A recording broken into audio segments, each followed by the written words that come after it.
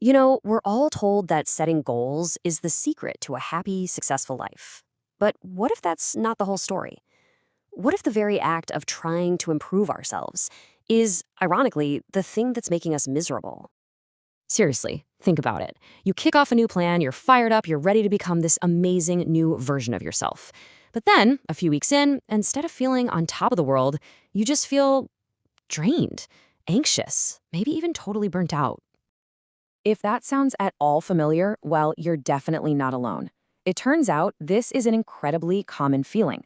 The good news, understanding why this happens is the key to unlocking a much healthier and honestly, a much more fulfilling way to grow. Okay, so first things first, let's just admit how obsessed our culture is with goal setting. I mean, from our careers to our personal lives, we are constantly defining what we need to achieve next. This list right here probably looks pretty familiar, doesn't it? We want to run a marathon, buy a house, get that promotion, maybe learn a new language. These goals pop up in every part of our lives. And look, on the surface, they all seem like great, positive things to shoot for. But it's the way we go after them that can make all the difference. And that brings us right to the heart of the problem. Sometimes our best intentions can totally backfire. So let's dive into the common traps that turn a journey of growth into a one-way ticket to Stressville. The first and honestly the biggest pitfall is the perfection trap. This is when we start a self-improvement plan thinking that we are fundamentally broken and need to be fixed. We start chasing this perfect ideal that, let's be real, is not even achievable. And that constant striving, it doesn't lead to happiness. It's a direct route to burnout. And then there's the dreaded comparison cycle. We see a coworker's promotion on LinkedIn or some influencer's picture-perfect life on Instagram, and suddenly we're measuring our own totally unique journey against theirs. But that's a game you can never win. It just fuels insecurity and completely sucks the joy out of what should be a personal, rewarding process. And all of this feeds right into the burnout loop. This constant, relentless push to be better without any room for rest or self-acceptance, well, it can spiral into total exhaustion. It creates that nagging voice in your head that whispers, you're never, ever good enough, no matter what you do. So what's the solution here? It's all about reframing our objective. This is a simple but super powerful shift. We need to stop chasing perfection, that impossible, stressful ideal, and start focusing on progress.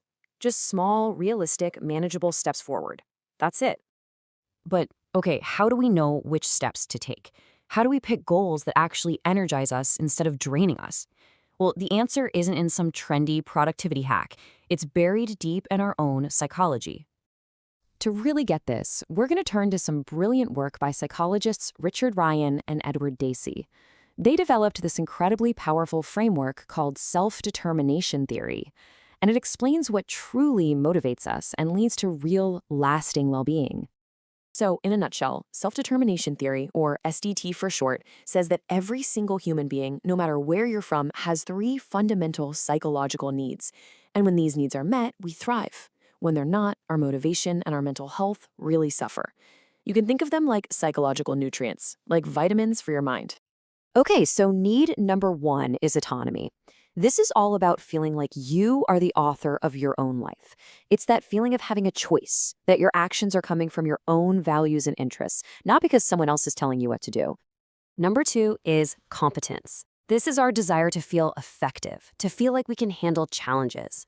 It's that awesome feeling you get when you finally nail a new skill, solve a really tough problem, or just feel like, hey, I'm good at this. And finally, number three is relatedness.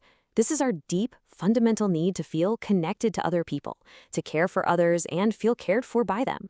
It's about that sense of belonging you get from a close friendship or being part of a community. Okay, so if autonomy, competence, and relatedness are the keys to the kingdom, how do we actually use them? Well, we can start by looking at our goals and asking a really simple question. Does this goal actually feed these needs?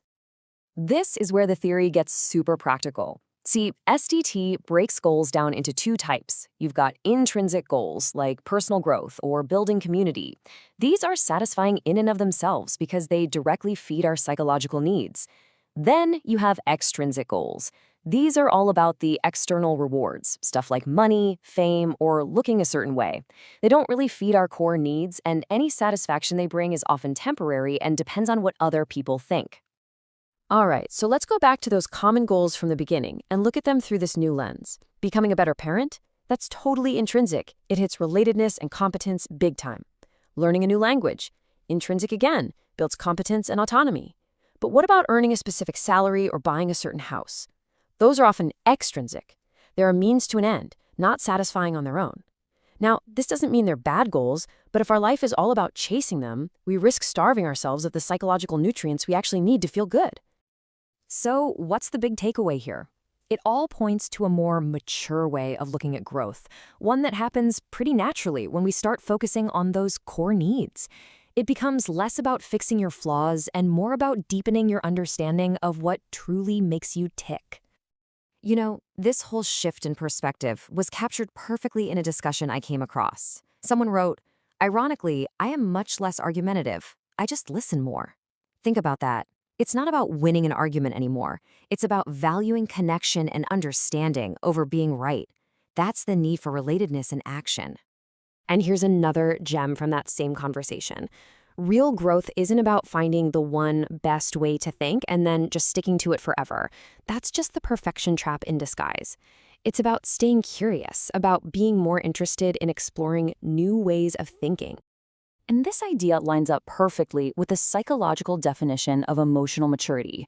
It's not just about what you know in your head. It's about being able to apply that emotional understanding out in the real world. It's about responding to life's challenges thoughtfully instead of just reacting. And that's the natural result of a life built on fulfilling your core needs. And that leaves us with one final thought to chew on. What if we shifted our whole focus? Instead of constantly trying to add more skills, more accomplishments, more external validation, what if our main goal was simply to deepen our own self-understanding? Maybe that's where true, lasting well-being is really hiding.